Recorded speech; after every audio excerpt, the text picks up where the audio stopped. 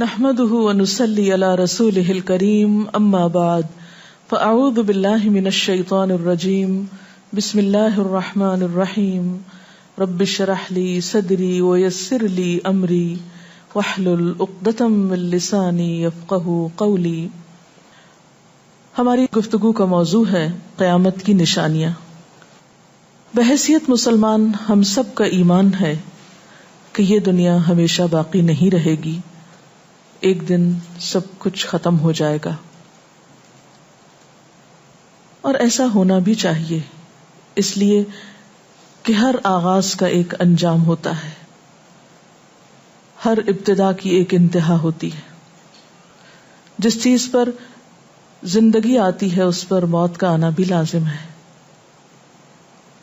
ہم اپنے آس پاس اس کی بہت سی نشانیاں دیکھتے رہتے ہیں. کائنات میں بہت سے دلائل بکھرے ہوئے ہیں جو ہمیں یقین دلاتے ہیں کہ ایک دن یہ سب کارخانہ بند ہو جائے گا، ختم ہو جائے گا، یہ دنیا فنا ہو جائے گی. وہ وقت قرآن پاک کے الفاظ میں زمین و آسمان پر بہت بھاری ہوگا، اور اس بھاری وقت کے آنے سے پہلے دنیا میں کچھ علامات نمودار ہوں گی. تو آج چند ایک احادیث آپ کی خدمت میں پیش کروں گی جو قیامت کی نشانیوں کے بارے میں ہیں. اس سے ایک تو ہمیں اپنے عمل کا جائزہ لینے کا موقع ملے گا، دوسرے ان سے یہ بات سامنے آتی ہے کہ نبی صلی اللہ علیہ وسلم کی باتیں کتنی سچی باتیں تھیں.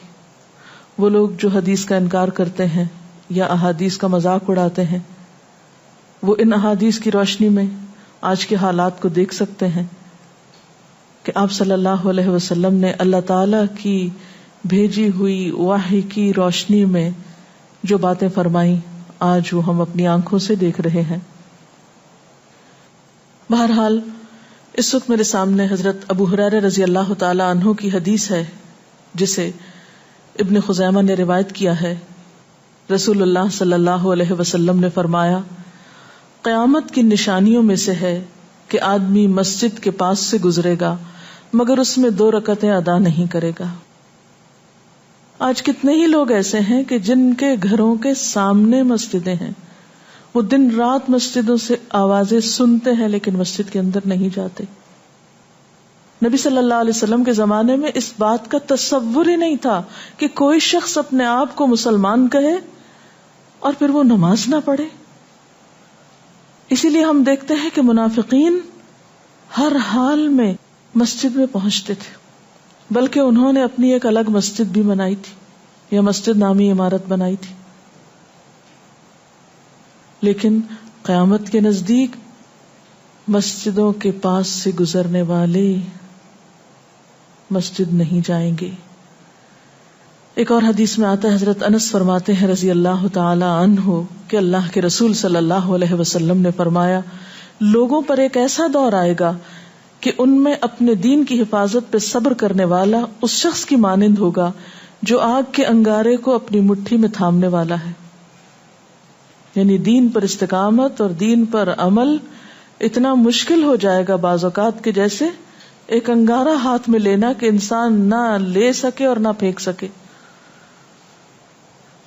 ایک اور نشانی جو آپ صلی اللہ علیہ وسلم نے ہمیں بتائی وہ یہ کہ زمانہ قریب آ جائے گا، عمل میں نقص واقع ہوگا اور بخیلی پیدا ہو جائے گی، دل تنگ ہو جائیں گے. ایک اور حدیث میں آتا ہے کہ بخیلی کا عام ہونا قیامت کی نشانیوں میں سے ہے.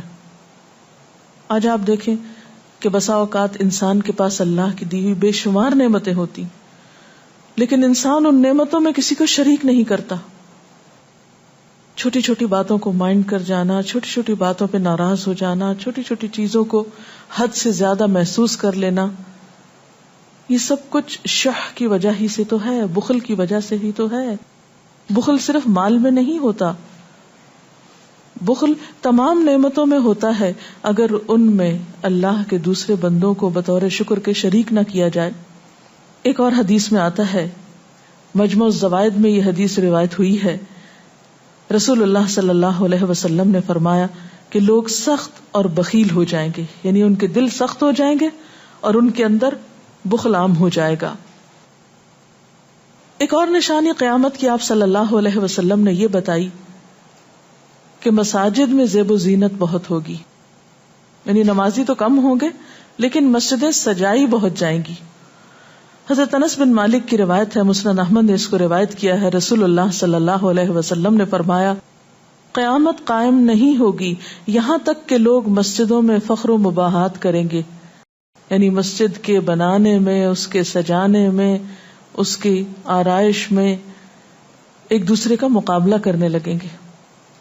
ایک اور حدیث میں آتا ہے کہ قیامت کی علامات میں سے ہے کہ لوگ مسجدوں کو سجایا کریں گے، یعنی اللہ تعالیٰ کو نماز پڑھ کے خوش کرنے کی بجائے مسجد بنا کے سجا کے خوش کرنے کی کوشش ہوگی.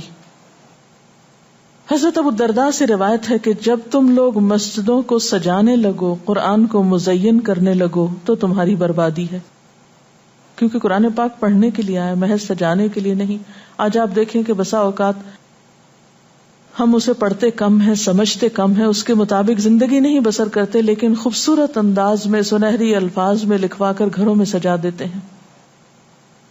تو قرآن پاک سجانے کے لیے نہیں آیا، وہ تو ہدی للناس ہے، ساری انسانیت کی ہدایت کے لیے آیا ہے، لیکن ہم نے اس کا بس اتنا ہی فائدہ اٹھایا کہ اسے خوبصورت انداز میں لکھ کے طاقوں میں سجا دیا. اسی طرح ایک اور نشانی کہ انسان حلال حرام کی پرواہ نہیں کرے گا. رسول اللہ صلی اللہ علیہ وسلم نے فرمایا، صحیح بخاری کی روایت ہے، لوگوں پہ ایسا وقت ضرور آنے والا ہے کہ آدمی اس بات کی بالکل فکر نہیں کرے گا کہ جو مال اس نے حاصل کیا ہے وہ حلال ہے یا حرام ہے، یعنی کس ذریعے سے حاصل کیا ہے. ایک اور حدیث میں آتا ہے کہ قیامت سے پہلے سود پھیل جائے گا. ایک اور روایت میں آتا ہے کہ ہر شخص تک اس کا کچھ نہ کچھ غبار پہنچے گا، یعنی کچھ لوگ تو براہ راست اس میں انوالو ہوں گے اور کچھ لوگ انڈائریکٹلی اس سے متاثر ہوں گے. اسی طرح قیامت کی نشانیوں میں سے ایک اور نشانی دیگر امتوں کی مشابہت اور تقلید ہوگی. حضرت ابو سعید رضی اللہ تعالی عنہ سے روایت ہے، رسول اللہ صلی اللہ علیہ وسلم نے فرمایا، تم اپنی سابقہ امتوں کی ایک ایک بالشت اور ایک ایک گز میں اتباع کرو گے، یعنی چھوٹے سے چھوٹے معاملے میں اور بڑے سے بڑے معاملے میں ان کی پیروی کرو گے، حتیٰ کہ اگر وہ کسی سانڈے کے سوراخ میں داخل ہوئے ہوں گے، یعنی گوہ کے سوراخ میں، تو تم بھی ان کی پیروی کرو گے، اس سوراخ میں بھی گھسو گے. ہم نے پوچھا، یا رسول اللہ صلی اللہ علیہ وسلم، کیا آپ کی مراد یہود و نصارہ ہیں؟ فرمایا، پھر اور کون؟ اور آج ہم مسلمان دیکھ سکتے ہیں کہ ہم کس کی پیروی کر رہے ہیں، کتاب اللہ اور سنت رسول اللہ صلی اللہ علیہ وسلم کی یا کسی اور کی. قیامت کی نشانیوں میں سے ایک نشانی زلزلے بکثرت آئیں گے. حضرت ام سلمہ سے روایت ہے، مسند احمد میں یہ روایت آتی ہے، رسول اللہ صلی اللہ علیہ وسلم نے فرمایا، قیامت سے پہلے موت کی سخت وبا پھیلے گی، پھر زلزلوں والے سال آئیں گے. ایک اور روایت میں آتا ہے، قیامت کی نشانیوں میں سے ہے کہ ناگہانی موت کثرت کے ساتھ ہوگی، یعنی اچانک ڈیتھ، یکا یک بیٹھے بیٹھے فوت ہو گئے. امام بخاری نے اس حدیث پر کچھ شعر بھی لکھے ہیں جن کا ترجمہ ہے، فارغ وقت کو غنیمت سمجھ کر کچھ رکوع کر لو، یعنی فارغ بیٹھنے سے بہتر ہے کچھ نوافل پڑھ لو، قریب ہے کہ تیری موت اچانک واقع ہو. تم کتنے ہی صحت مند لوگوں کو دیکھتے ہو جن کی صحت مند جانیں اچانک فوت ہو جاتی ہیں، یعنی ختم ہو جاتی ہیں. حافظ ابن حجر عسقلانی جنہوں نے بخاری کی شرح لکھی ہے فتح الباری، وہ کہتے ہیں یہ عجیب اتفاق ہے کہ امام بخاری خود بھی اسی طرح اچانک فوت ہوئے تھے. یعنی اچانک موت جو ہے وہ کسی پر بھی آ سکتی ہے، کوئی نیک ہو یا بد ہو. ہم یہ نہیں کہہ سکتے کہ ہم بہت نیک ہیں یا ہم بڑے اچھے کام کرتے ہیں تو ہمارے ساتھ یہ معاملہ نہیں ہو سکتا، یہ کسی کے ساتھ بھی ہو سکتا ہے. اس لیے جو وقت آج ہمیں حاصل ہے، جو لمحات آج ہمیں ملے ہیں، ان کو غنیمت سمجھیں اور نیکی کے کام میں پیچھے نہ رہیں. پھر قیامت کی نشانیوں میں سے ایک نشانی یہ بھی بتائی گئی کہ لوگ جان پہچان والوں کو بس سلام کریں گے. عامر بن اسود فرماتے ہیں رضی اللہ تعالی عنہ کہ ہم حضرت عبداللہ بن مسعود کے ساتھ ایک مسجد میں گئے تو جماعت کھڑی تھی، پھر لوگوں نے رکوع کیا اور ہم بھی رکوع کرتے ہوئے ساتھ شامل ہو گئے۔ اتنے میں ایک آدمی آیا اور کہنے لگا، ابو عبد الرحمن، یہ عبداللہ بن مسعود کی کنیت ہے، آپ کو سلام۔ عبداللہ بن مسعود نے حالت رکوع ہی میں فرمایا، اللہ اور اس کے رسول صلی اللہ علیہ وسلم نے سچ کہا تھا۔ نماز کے اختتام پر کچھ لوگوں نے آپ سے پوچھا کہ آپ نے فلاں شخص کے سلام پر یہ کیوں کہا کہ صدق اللہ و رسولہ، اللہ اور اس کے رسول صلی اللہ علیہ وسلم نے سچ کہا۔ ابن مسعود نے فرمایا، میں نے نبی صلی اللہ علیہ وسلم سے سنا کہ قیامت کی نشانیوں میں سے ہے کہ سلام صرف پہچان والوں کو کیا جائے گا۔ یعنی آپ کسی مجلس میں جاتے ہیں، مسنون طریقہ کیا ہے؟ اگر آپ کسی گیدرنگ میں جائیں، سب کو بیک وقت السلام علیکم کہیں، لیکن بہت دفعہ آپ نے دیکھا ہوگا کہ لوگ آتے ہیں، سب کو نہیں پوچھتے، ان میں سے جو جان پہچان والا ہوتا ہے اس کا نام لے کر بس سلام کرتے ہیں۔ پھر اسی طرح ایک اور نشانی یہ کہ لوگ دعا اور طہارت میں زیادتی کریں گے۔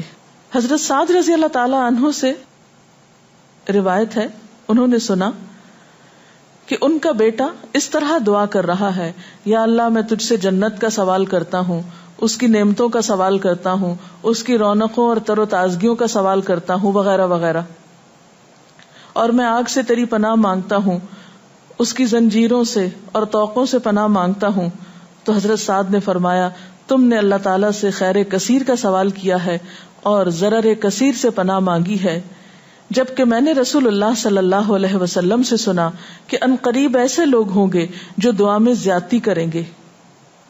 یعنی صرف یہ کہہ دینا کافی ہے کہ اللہ تو ہمیں جنت عطا فرما اور دوزخ سے بچا، اس کی بہت تفصیلات میں جانے کی ضرورت نہیں۔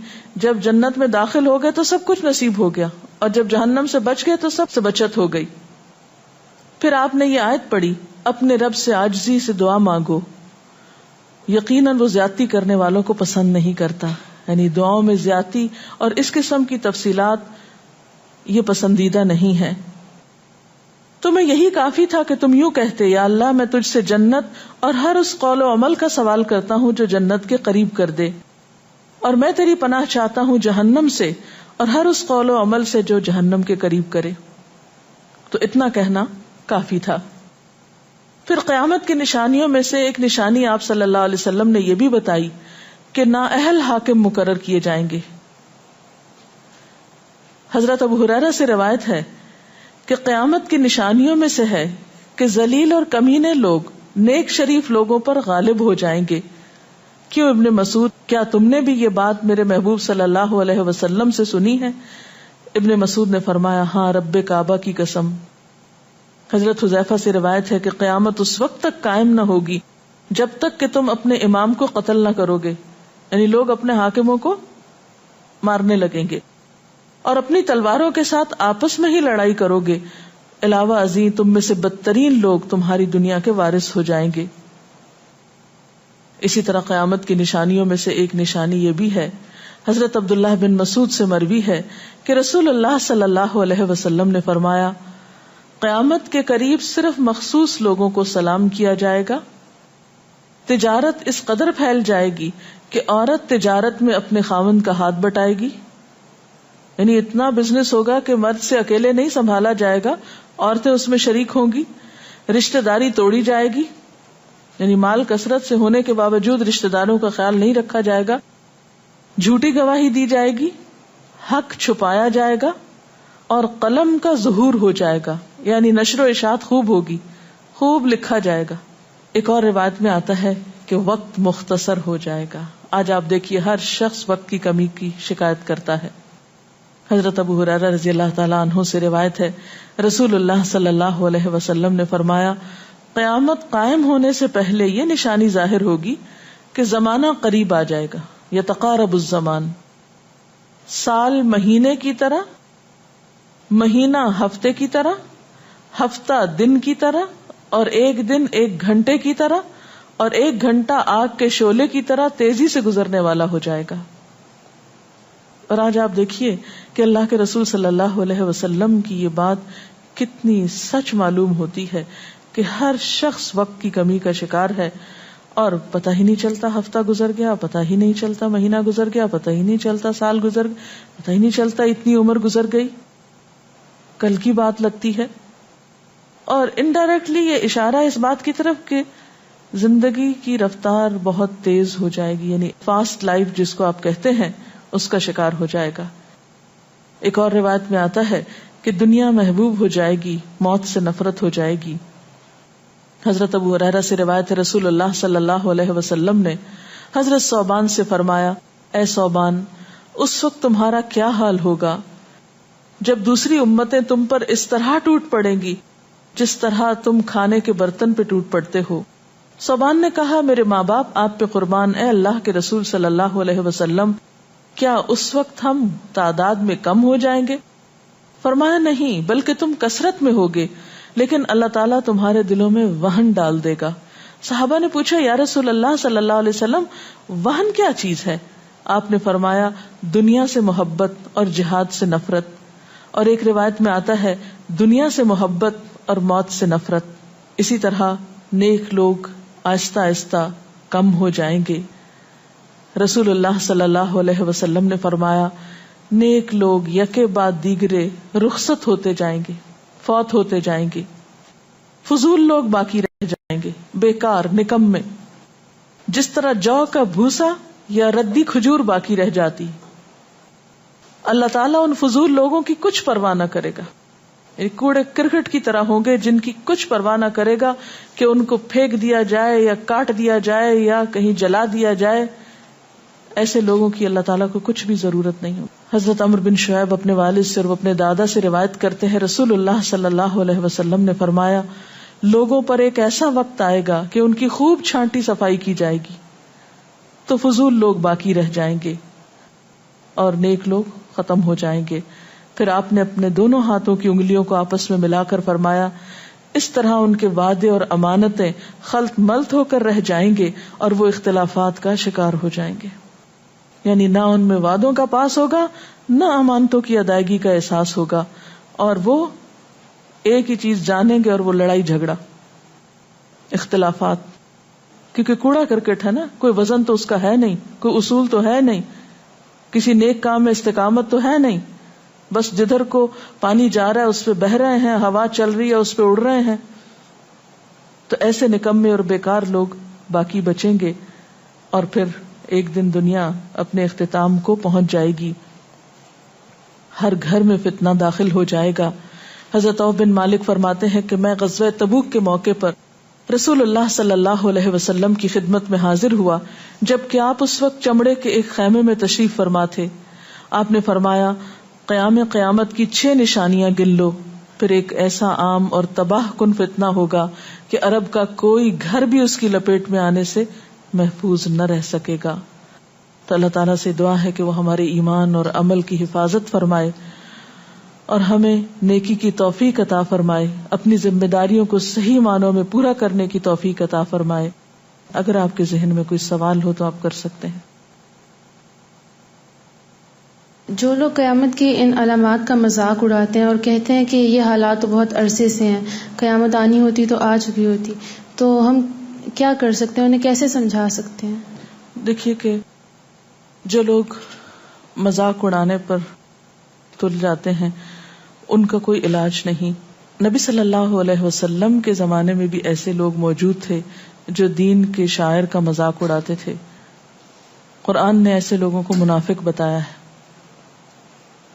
اور بات یہ ہے کہ جب قیامت آئے گی تو پھر کسی سے پوچھ کر نہیں آئے گی، اس کا وقت تو اللہ تعالیٰ کو معلوم ہے، اور جب آ جائے گی تو کوئی اس سے فرار حاصل نہیں کر سکے گا. آج ہمیں اللہ تعالیٰ نے اختیار دیا ہے، چاہیں تو کسی چیز کو مانیں اور چاہیں تو انکار کر دیں، لیکن جب اصل حقیقت سامنے آئے گی تو پھر ہم انکار نہ کر سکیں گے.